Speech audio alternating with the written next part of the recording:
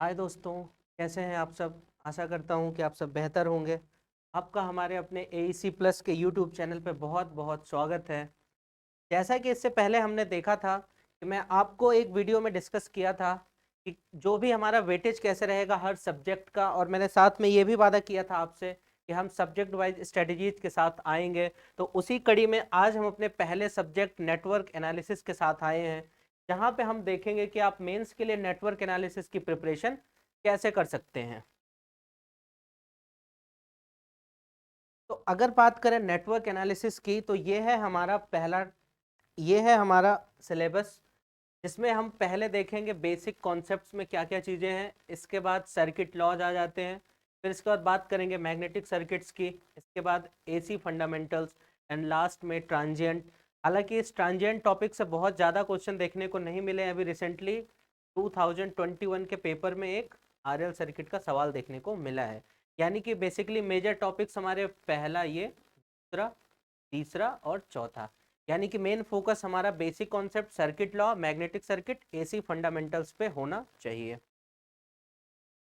अब अगर एक बाय एक हम सिलेबस का डिस्क्रिप्शन देखें, तो सबसे पहले क्या होगा कि बेसिक कॉन्सेप्ट्स पे हमारे जो है तो किस टाइप के क्वेश्चन पूछे जाते हैं। बेसिक कॉन्सेप्ट में सबसे पहले तो हमारे रेजिस्टेंस बेस्ड प्रॉब्लम पूछे जाते हैं।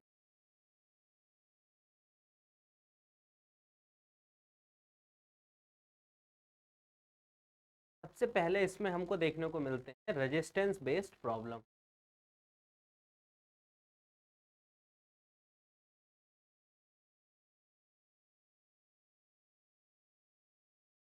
इसमें से किस टाइप के क्वेश्चन देखने को मिलते हैं हमें, इसमें से हमको रेजिस्टेंस कोफिशिएंट अल्फा पे क्वेश्चन देखने को मिलते हैं। Length, diameter, area based question देखने को मिलते हैं कि अगर लेंथ को बढ़ा दें घटा दें तो क्या होगा, एरिया को बढ़ा दें घटा दें तो क्या होगा। इसके बाद बेसिक हमारे क्वेश्चन देखने को मिलते हैं ओम्स लॉ पे। ओम्स लॉ पे भी हमको क्वेश्चन देखने को मिलते हैं बेसिक रूप से। के बाद करंट, वोल्टेज और पावर में जो भी बेसिक रिलेशन है हमको वो देखने को मिलता है। जो भी आपके बेसिक एलिमेंट्स हैं, जैसे कौन कौन से, और रेजिस्टेंस के अलावा इंडक्टर, कैपेसिटर, उस पर भी हमको क्वेश्चन देखने को मिलते हैं। तो ये सारे हो गए हमारे जहाँ पे हम बेसिक कॉन्सेप्ट पे क्वेश्चन देख सकते हैं। यानी कि ये वो चीज़ें हैं जो ऑलरेडी हम लोग या तो हमने 12th में पढ़ी हैं या हम अपने फर्स्ट सेमेस्टर में इसको कवर करते हैं। बेसिक कॉन्सेप्ट पे बेसिकली हमको यही सारे क्वेश्चन देखने को मिलते हैं। इस ये टेम्परेचर कॉफिशिएंट जिसपे अल्फा की वैल्यू कुछ 0.003 डिग्री सेल्सियस पर ओम करके दे रहती है, इस पे लगभग देखा जाए तो 4 से 5 सवाल प्रीवियस ईयर में आए हुए हैं। तो यानी कि ये वाला जो है हमारा इसमें सबसे ज़्यादा इंपॉर्टेंट है। इसके बाद ओम्स लॉ, के बाद ये, और लास्ट में L और C पे भी सवाल आए हुए हैं। अब इसके बाद हम अपने बढ़ जाते हैं दूसरे चैप्टर पे, जिसमें है सर्किट लॉ।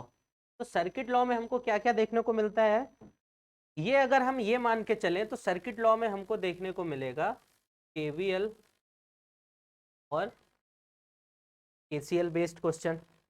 इसी का फर्दर एप्लीकेशन क्या देखने को मिलेगा, जहां हम बात करेंगे नोडल एंड मैश एनालिसिस की। इसी में आगे आ जाएंगे अपने पास नेटवर्क्स थ्योरम, कौन कौन सी, में हम बात करेंगे थेवेनिन की, और साथ में ही बात करेंगे नॉर्टन की।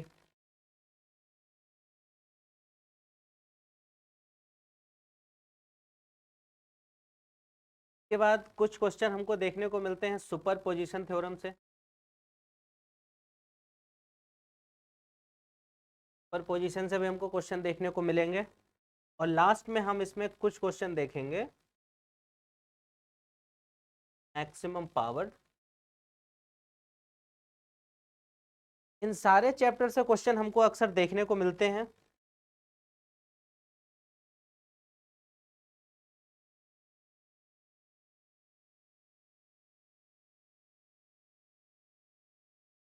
इसमें KVL और KCL और ये मैश एनालिसिस से हम तो बहुत सारे क्वेश्चन देखने को मिलते हैं। थेवेनिन और नॉर्टन से भी क्वेश्चन देखने को मिलते हैं। इसके बाद एक आध दो क्वेश्चन सुपरपोजिशन पे भी पूछे गए हैं, और लास्ट में हमारा मैक्सिमम पावर, जो कि मैं ऐसा मानता हूं कि ये थेवेनिन थ्योरम का ही क्या है, एक्सटेंशन है। तो आप सर्किट लॉ में इन दोनों चैप्टर्स को प्रिपेयर कर सकते हैं आराम से। इसके बाद थर्ड आ जाते हैं मैग्नेटिक सर्किट पे क्या है कि इस पे आपके क्वेश्चन पेपर में सबसे पहले तो आपसे बेसिक सवाल पूछे जाते हैं। इसके बारे में वो बात करता है रिलक्टेंस की, रिलक्टेंस हो गया। वो आपसे बात करेगा फ्लक्स की, वो आपसे बात करेगा इंडक्टेंस की, इंडक्टेंस पे भी सवाल पूछे जाते हैं। इंडक्टेंस में बेसिकली किस पे, सोलेनॉइड के सवाल। खासकर ये वाला जो अपना फॉर्मूला है कौन सा, L equal to not N square A by L, इस वाले फॉर्मूले पे बेस्ड बहुत सारे सवाल पूछे जाते हैं। इसके बाद इसमें फैराडेज लॉ पे सवाल पूछे जाते हैं।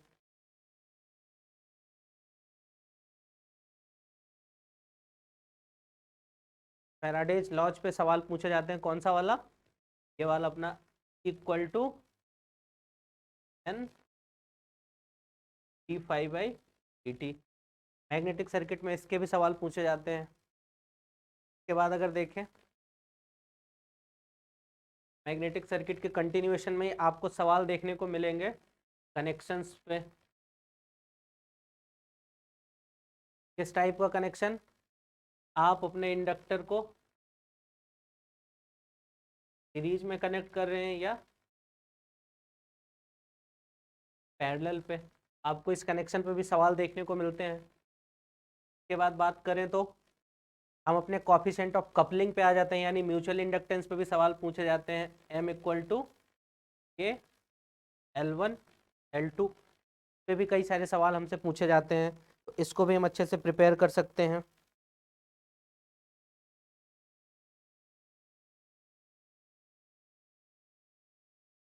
के बाद हमारा नेक्स्ट चैप्टर आ जाएगा अपना एसी फंडामेंटल्स। एसी फंडामेंटल्स पे आपको किस टाइप के सवाल देखने को मिलेंगे, इसमें सबसे पहले हमको देखने को मिलेंगे कौन से, आपको इसमें बेसिक्स पे विशेष ध्यान देना है कि मैक्सिमम वैल्यू क्या होती है। के बाद आपसे वो एवरेज वैल्यू पे सवाल पूछेगा, आरएमएस पे सवाल पूछेगा। इन सवालों में सिग्नल साइन सिग्नल हो सकता है। इसके बाद वो किसकी बात करता है, वो आपसे ट्रायंगुलर सिग्नल की भी बात कर सकता है। अगर आपके पास सॉ टूथ वेव है तो उसकी भी आरएमएस और एवरेज वैल्यू के बारे में वो पूछ सकता है। उसके बाद बेसिक वो आपसे पूछ सकता है क्या, इम्पीडेंस पे भी सवाल आते हैं, कैसे हम अपने, अगर इंडक्टेंस को इम्पीडेंस में कन्वर्ट करना है तो उसको ओमेगा एल कर देंगे, कैपेसिटर है तो ओमेगा सी कर देंगे।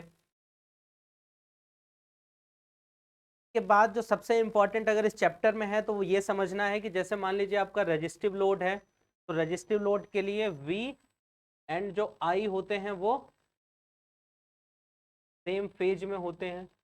इस कॉन्सेप्ट पे बेस्ड भी कई सारे सवाल पूछे जाते हैं। इसी में हमको L देखना है कि इंडक्टर का बिहेवियर कैसा होगा। इंडक्टर में जैसे करंट क्या करता है, लैग करता है वोल्टेज को 90 डिग्री से। के बाद कैपेसिटर, कैपेसिटर में जो करंट है वो क्या होता है, लीडिंग होता है। कैपेसिटर का करंट क्या करता है, लीड करता है, कितने से, 90 डिग्री से। इस टाइप के भी इसमें सवाल पूछे जाते हैं। अगर इसमें और देखें आगे बढ़े तो इसमें आपसे RL सर्किट बेस्ड सवाल पूछे जा सकते हैं। R में तो सेम फेज में होता है और L में क्या होता है कि करंट लैग करता है, लेकिन जब RL सर्किट की बात करेंगे जो भी हमारा फाई होगा वो कहीं 0 से और 90 डिग्री के बीच लाई करेगा।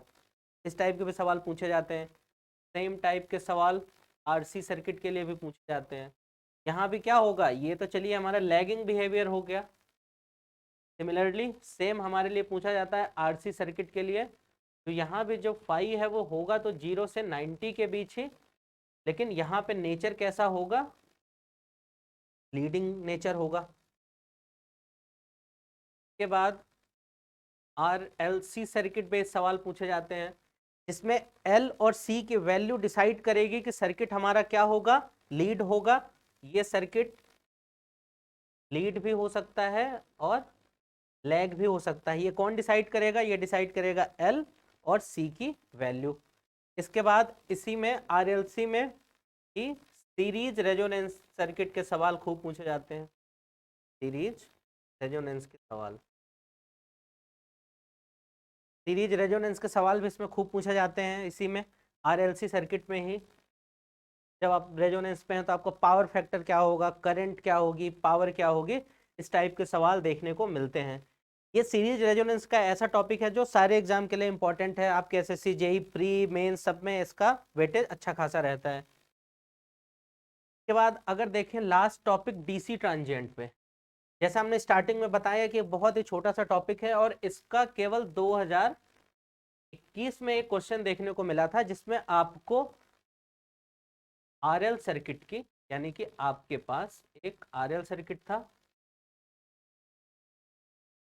को एक DC सोर्स दे रखा था और आपको यहाँ पे मान लो चार्जिंग करंट डिराइव करनी थी I।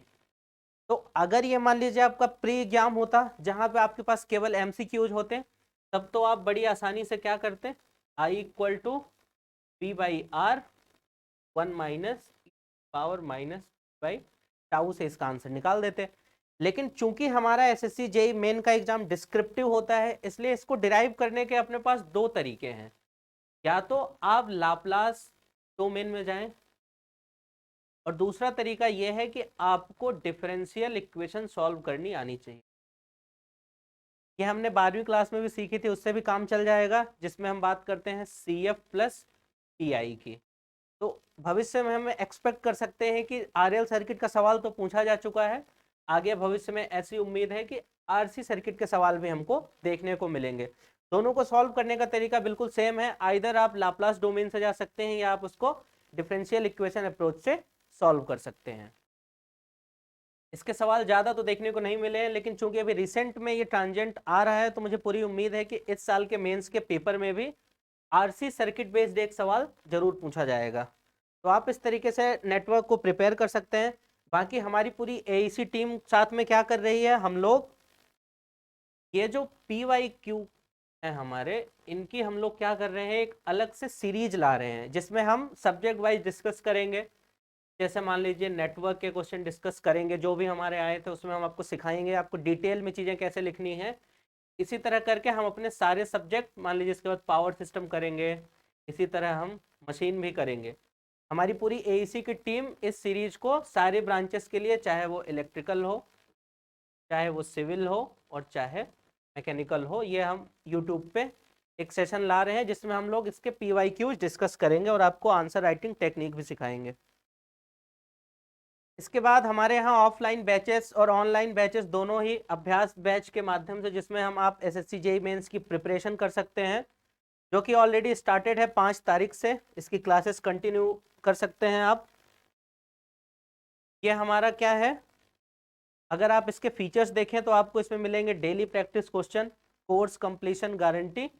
ये ऑफलाइन और ऑनलाइन दोनों मोड में हमारे पास उपलब्ध है। इसके साथ अगर आप लेते हैं तो आपको एक कॉम्प्लीमेंट्री फ्री टेस्ट सीरीज भी मिलेगी जिसमें आपको 10 टेस्ट देने का मौका मिलेगा। तो आप इसको ऑफलाइन या ऑनलाइन जैसा भी आपको सुटेबल हो उसमें आप इसको एनरोल कर सकते हैं।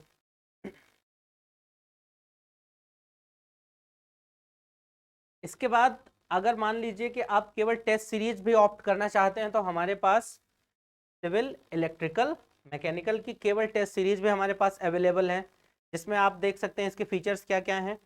टोटल 10 टेस्ट मिलेंगे, डिटेल सॉल्यूशन भी इसका अवेलेबल होगा।